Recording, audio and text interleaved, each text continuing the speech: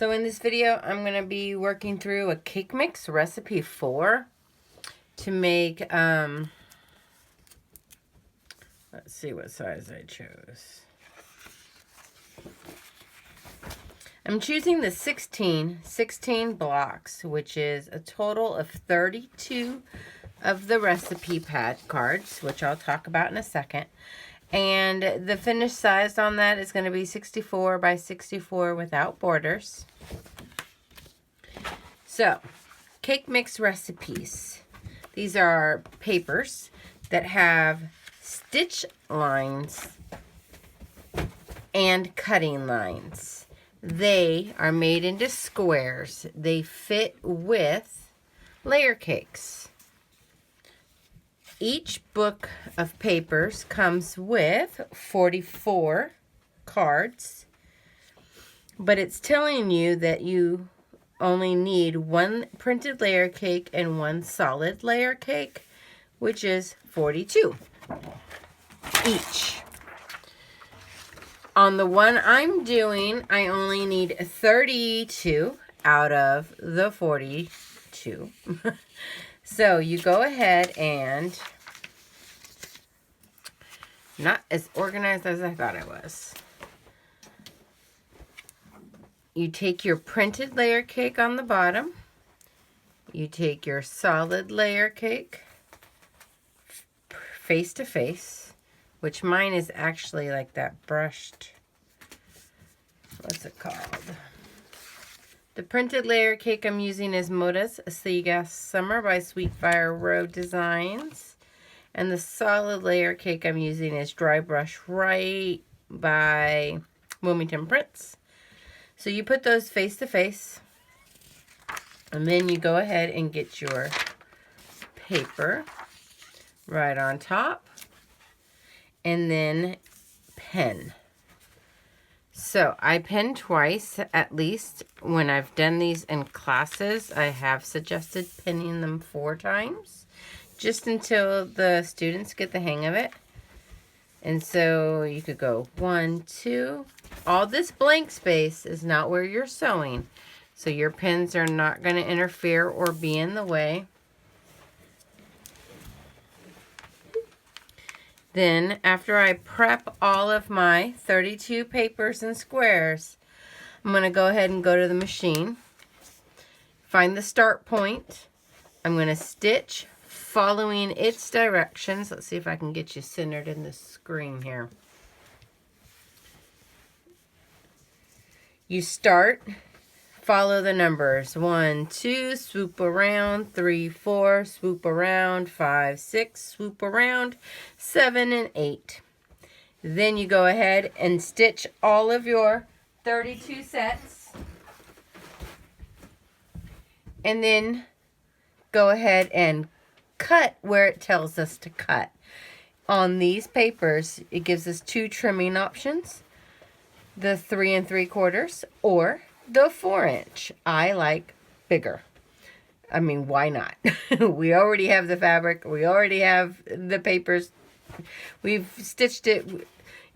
I like the larger size. So I do go ahead and trim to the 4-inch. And then I slice and dice like it tells me to. Resulting in 8 4x4 finished half square triangles. So I'm going to go ahead and head to the machine. Let's see if I have my other pile. I apologize for all the background noise today. I have a kiddo home. I have a kitty cat who's attacking everything. Neither of them are paying attention that I'm trying to record. So they're being quite rude. I am. Here's my pile of 32. Which is so pretty. It really is. The fun things about these cake mix, the fun part about these is how many ways they can be flipped and flopped and spun around.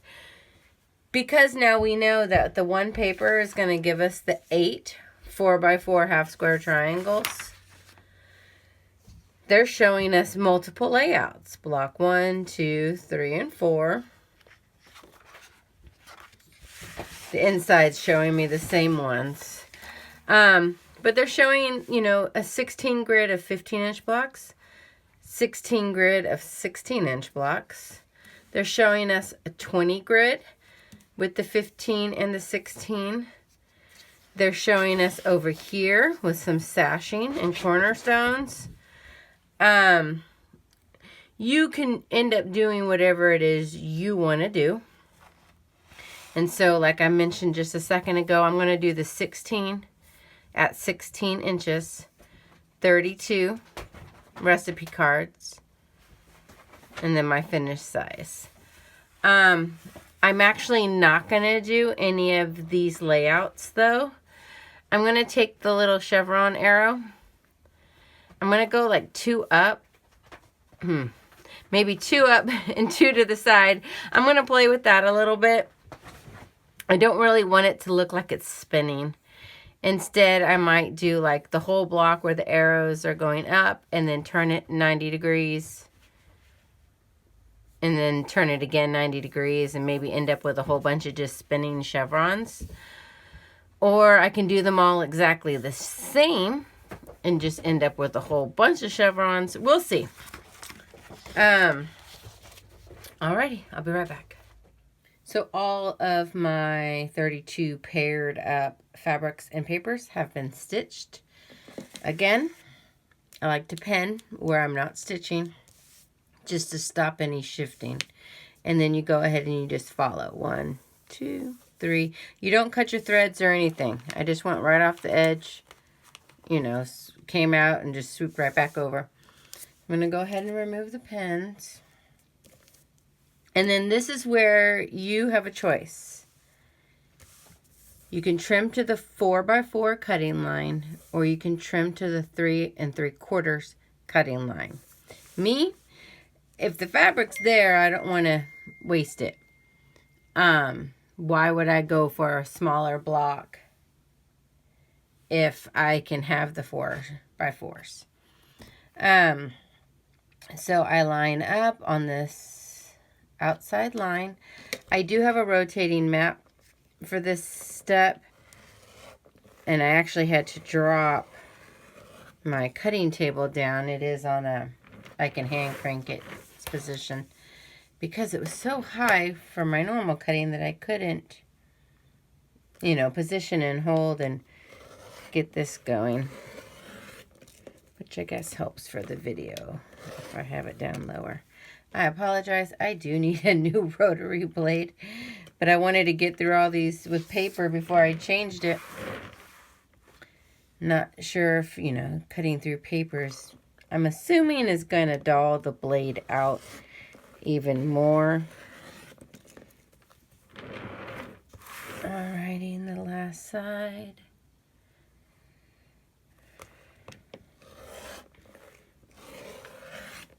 And then we'll come through and we'll slice like we see. The easiest way for me is to go right through the middle. Through the middle again. And then I just bring one out of the way, just a hair, and I slice right through that. Separating those half squares. Rotate, slice again. It is a very repetitive step. I would highly suggest, you know, put on something you can binge watch without paying attention to. Or, you know, a good audio book. But to do this 32 times, I will admit, was kind of boring. And my feet. So I do have one of those like shock resistant kitchen mats. It's not cloth. Under, you know, where I'm standing, because this step it takes a while. So I'm going to keep that one that says sample up top so I know where it is later. So now they are here. Up next would be where we stitched. go ahead and fold on that line.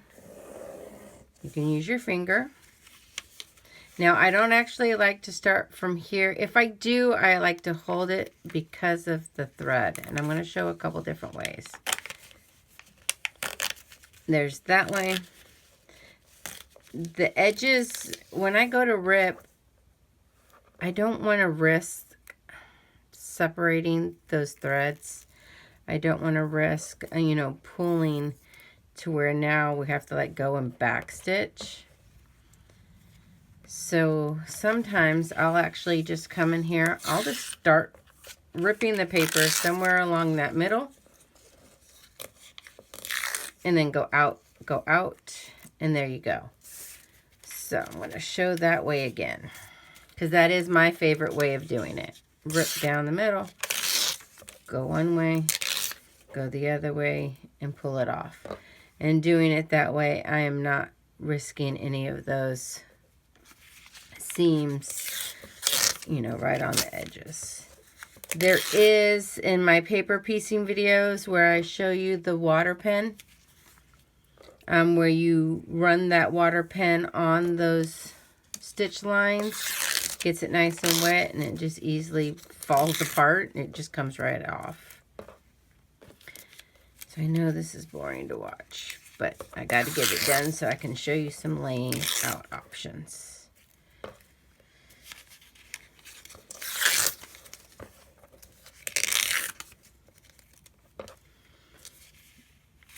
And I don't know if I showed this earlier. So it is telling us what to do.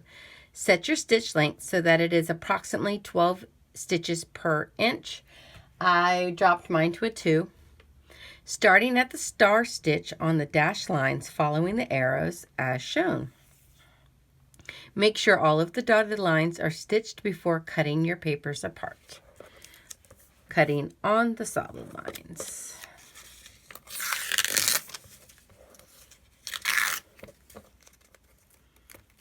Okay, so now we have all of these pretty guys. So, going back to the book, each recipe card and 2 10-inch squares yield 8 4x4 finished half square triangles. An assembled recipe card will make 1 16x16 block. This is what I'm following. The 4x4 and the 16x16. I'm not following the little guys. So it is giving you 2 options though. Now, if you 2 assembled, meaning this is only 1. There's still another one. 2 of those will make any of these 4 here. So I am actually going to alter this to my liking. We're going to just pretend. Go ahead. I don't have my iron on. Okay, so I got these pressed because that's just needed them to be pressed. So I did 2 different ways just so you guys could see. Everyone presses differently. We really do. And sometimes it just depends on the project if I do it opened or to the side. So this half I did to the dark side. Excuse all the fuzzballs. Goodness. And so what I'm thinking is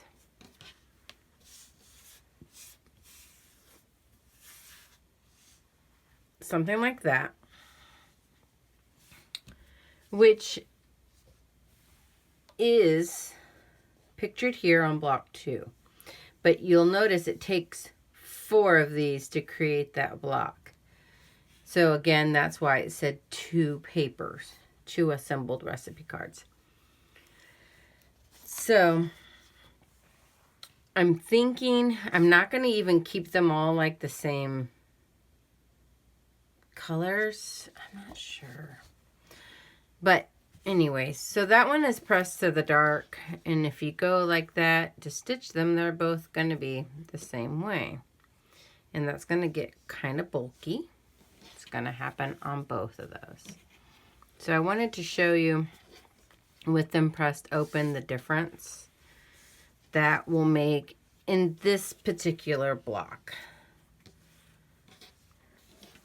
So here, when I go to connect those points, I'm now split half and half, you know, and come on down. And then when I go to open it, I can press open again. Same here.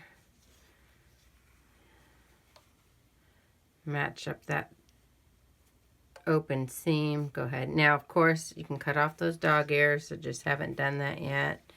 I don't know if I will.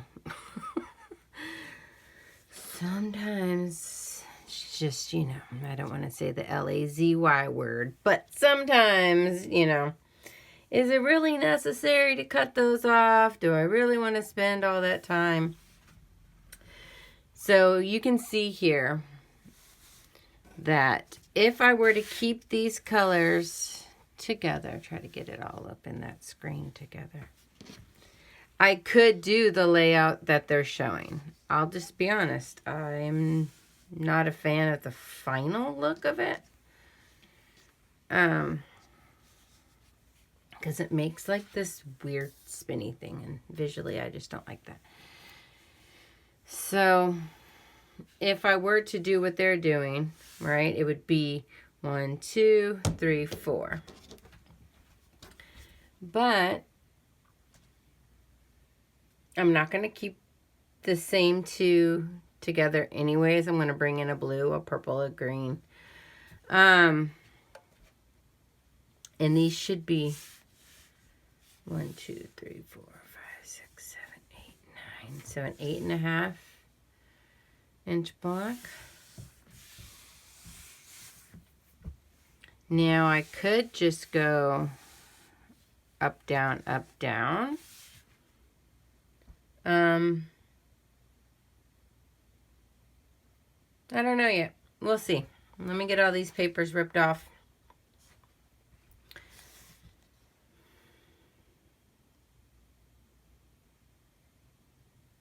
Let's see here.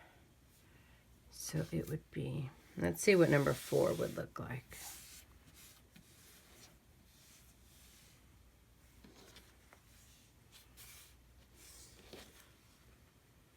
So number 4 would actually have that there. Can you guys see that in the screen? So number 4 would have the 2 chevron arrow looking things here and here, and then it creates this star effect on the top and the bottom. Again, it's telling me it would take 2 papers to do that. So just for fun, I'm going to mock that up. So I'm going to show you with the 2 papers, with the 2 colors that create the 1 block. We're going to go with block number 4. And so what happens is it does become a placement game. You have to sit here and turn your half square triangles correctly to get the correct placement of the block. Let's see. So the block is huge compared to the range of my camera. So give me just a second and I'll see if I can zoom you up and out a little bit. So there would be the top, which is the blue, then the gold as the 2 little arrows, and then the blue on the bottom.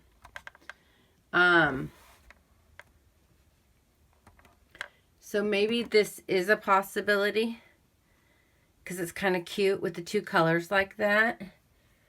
Out of all the other ones, I'm not, you know, I know originally I said I'm going to just do kind of these arrows, but it's still using the arrows. It's just giving it a fun little spin. And I have 32 to play with. And so knowing that, let's say I have 2 golds. If this one has the gold as the arrows, the next one I'll use the gold as, you know, the zigzag across the top.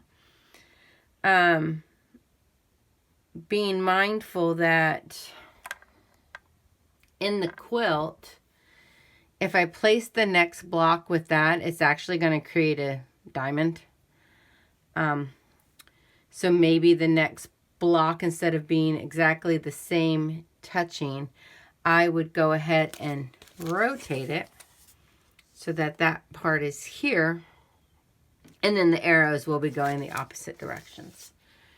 So yeah, let me rip off all those papers and do lots of pressing. Again, I'm going to go ahead and just press the seams open for this type of half square triangle multiple times, you know, especially where that's going to meet up. Later, when I stitch that and go to press that, I will end up using my Easy Press pen from Acorn to get those multi-seams nice and flat. We'll talk about that when the time comes. Alrighty, I'll be right back. Well, in the video world. You don't want to know what happened between 1 and 2 here. It took me 2 days to get back to this. All right. So because I'm a visual person and I'm kind of nosy, inquisitive, I like to see how people press and what the back of their blocks look like and how did you do that? And it's not to criticize it. It's to learn from it. So I wanted to show you guys before I kept going. Let's see if I can get in here. So again, all those seams are open.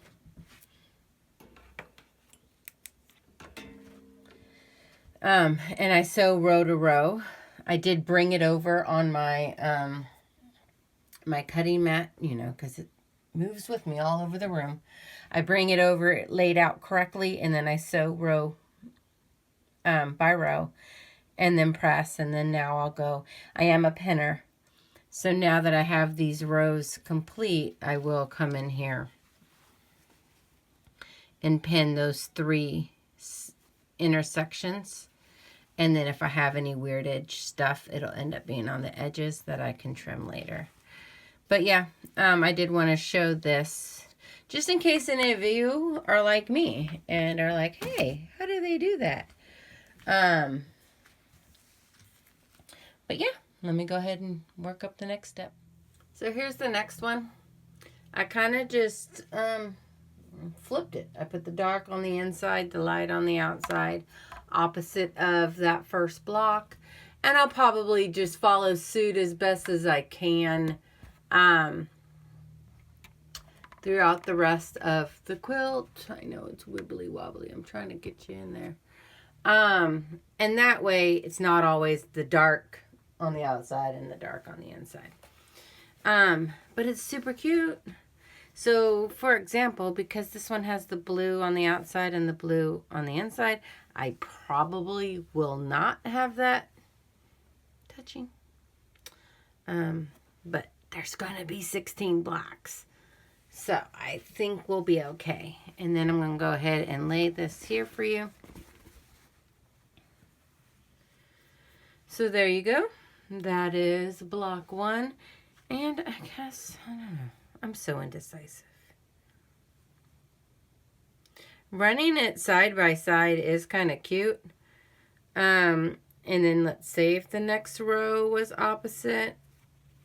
You'll just get to watch me mumble and jumble through this. Because I don't have a definite plan, obviously, because you see how I flipped from doing all arrows to now going with block 4. Some of the papers were paired up as duplicates. So the option of doing all the same fabric on both requirements was a possibility, but not all of them are doubled. 1, 2, 3, 4, 5, 6, 7, 8, 9, 10, 11, 12, 13, 14. Maybe half of them were doubled. And then half of them would be mixed matched. So I chose not to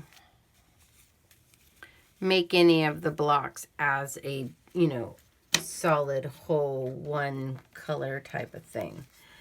I will make sure that all the blocks are mixy matchy. Alrighty.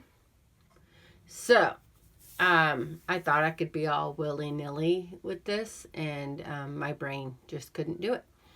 So I'm going to insert 2 pictures real quick.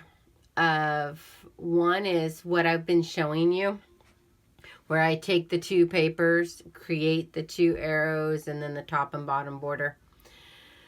Well, when I put them on the design wall, I didn't like what I was seeing. So the second picture is where you'll see that I removed half of one of the papers on each block and inserted a whole new color to create a whole new block in the middle.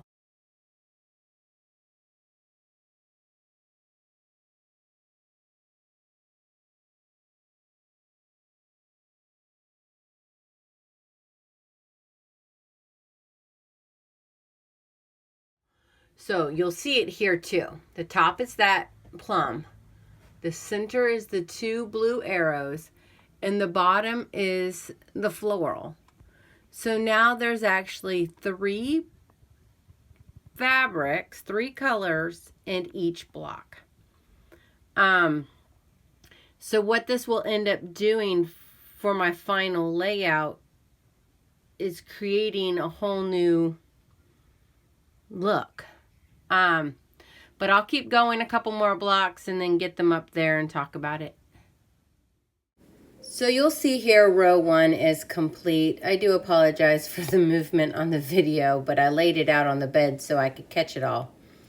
And then pictured here is 2 rows side by side. I went ahead and pieced them as the blocks were complete. And then up on the design wall, I was able to audition the next fabrics by pinning them next to those completed rows and the final quilt. If you've never tried cake recipes, I do highly suggest giving them a go. It was easy to stitch, easy to cut, easy to piece. It was just me being indecisive of my final design. Thanks so much for watching. A like, a comment, and a subscribe is appreciated.